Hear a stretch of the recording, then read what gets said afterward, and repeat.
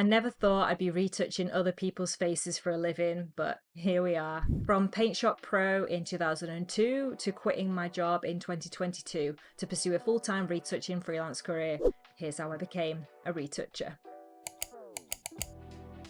It all started back in school. I studied graphic design all the way through school, college and university. And I got my first real taste of digital editing software in 2002 with Paint Shop Pro. Do you guys remember that? I was absolutely hooked on editing my artwork and my photographs, using quite basic tools for Paint Shop Pro at the time, but it had everything I needed to play, manipulate and develop my art. Clone tool, heal tool, paintbrush, filters, all the basic and key tools, but it was a great way of experimenting and taking our artwork further. I was hooked. I then moved on to GCSE and A-level era, and in 2005 the school got Photoshop Elements. This was a light or watered down version of Photoshop, a lot cheaper for schools to obtain rather than spend thousands of pounds on the full version of Photoshop. But Photoshop Elements was a huge step up for me from Paint Shop Pro. I loved being able to create graphic design projects from scratch, logos, corporate design, magazine layouts, but also take my photos to another level with all the manipulation tools available to me. Like most of us, I also had Photoshop at home. For me, it was Photoshop 7. For anyone old enough to remember that. This was way before Creative Suite, way before Creative Cloud, and I spent hours upon hours at home watching tutorials off Photoshop User TV run by Scott Kelby, and lots of blogs which would give you screenshots of the settings and a walkthrough of how to do those effects and manipulations. This was well before YouTube. Having that new outlet for me was a real light bulb moment for me and a potential to do this as a career.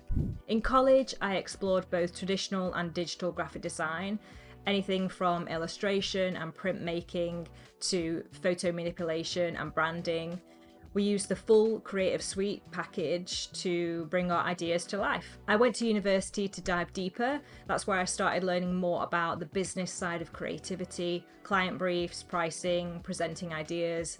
It really changed how I approached design. In 2010, I landed my first graphic design job after college, but the real shift happened in 2012. I got hired as a digital artist and spent the next 3 years retouching at a family portrait studio. This was the first time I was paid to retouch people's faces, and I honestly loved it. Then in 2015, I made the leap into the commercial photography and retouching industry. This is really where I leveled up and worked my way through the ranks from junior to senior retoucher over the next almost 7 years. I absolutely loved it, and I learned everything I could about the creative and commercial world of photography and retouching. I was working on national and international brands, real clients, real life projects, real output. I could walk into a store and see POS, billboards, advertising, leaflets, brochures, social channels, all with my retouch work. It was the dream, and I couldn't believe I was paid to do this. In 2022, I decided to quit my full-time job, and I made the decision to go freelance. So it's at this point I'm editing the video and I realize I haven't actually told you why I quit my job. So I'm going to save that for another video. It was so scary not having a guaranteed paycheck. Where would my clients come from? How do I market myself? How do I get booked? I had so many questions, but it wasn't working out for me at my job and I just had to do it. Now I run my own retouching business and I wouldn't have it any other way. I love my clients that I work with. I love being able to pick and choose the projects. I love collaborating with other photographers and creatives. I love what I do and I feel more me doing this. There's something incredibly fulfilling about having my own freelance business. I get to choose who I work with, the projects I take on, I control everything. I get to work from home, have my own schedule, and I don't have a boss. Plus, I never feel stuck. There's always something new to learn, try, or improve, and there's always an admin to-do list. That being said, it's not all sunshine and rainbows. Here are a few of the pros and cons I've experienced. There's freedom to choose your projects and clients, flexible schedule, potential to earn more than your 9 to 5, more creative variety than in-house roles, personal growth, you're constantly learning. There's no guaranteed income or job security.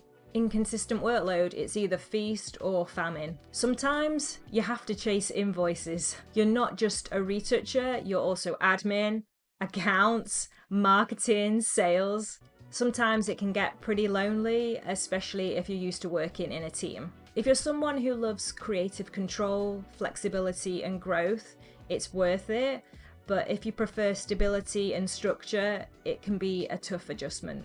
If you're thinking about getting into retouching or you're just starting out a creative freelance career, here's my honest advice that I think will help you on your journey. Number one tip that I can give you is learn as much as you can about your chosen software. YouTube has thousands, if not millions, of free tutorials for you to pick up key tips. Learn the basics and then progress to learning specific styles or genres or techniques. Even my channel has a fair few tutorials that you can go through and learn something new. Second tip, stay creative and not worry about the outcome or finished piece. It's about the journey and the process of getting there, learning as you go. In terms of freelancing, the number one thing you should be doing is setting aside money. Freelancing has its ups and downs and you're not always going to be earning a steady income. So it's important that you have a pot of money to cover bills and outgoings when you're not earning. I would suggest having a backup of 3 to 6 months worth of salary. Networking is essential. Make sure you're contacting as many people in your industry as you can. Make real connections, have phone calls, email threads, DMs if necessary. Most opportunities come from people, not platforms. Naturally, you will be pushing your portfolio to prospective clients, but if there's someone you really want to work with, have a look at what they are doing and tailor your portfolio to them. This will give you an edge that they really need to work with you. They will see that you're a good fit for them and their style, and it may get you hired over somebody else. In the beginning, you'll be saying yes to many clients, which can be really overwhelming, but say yes. This will build your skill set, confidence, and client base, and you can get picky later. So that's my story and some tips for you. I went from Paint Shop Pro in 2002 to a full-time freelance retoucher in 2022. Let me know in the comments where you're at in your creative journey. Are you at university? Have you just started to run a creative business? Are you currently in the creative industry and you're looking to become a freelancer? Or if there's anything you want to know about the freelance life, let me know. If you want more videos about running a creative business or freelance tips, hit subscribe. Thank you so much for watching, and I'll see you in the next video.